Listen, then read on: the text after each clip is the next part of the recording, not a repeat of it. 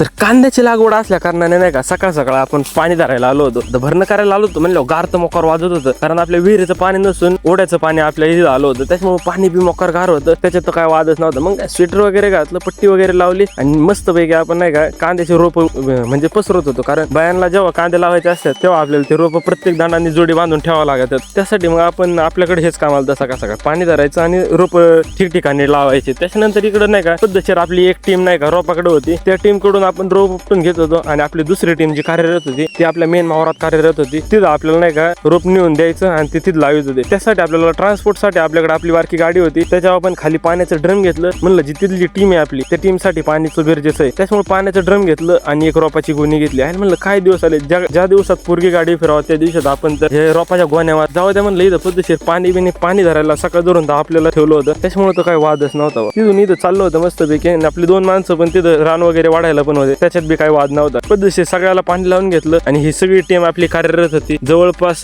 Total मिळून 2 टीमा मिळून आपले 16 ते 20 माणसं होते, त्याच्यात काही वादच नव्हता. घरी आलो आणि हे इंजिन का बरं बंद पडलं होतं, हॅलो म्हणलं ह्याचं काय करावं काय माहिती. त्याच्यानंतर चालू केलं.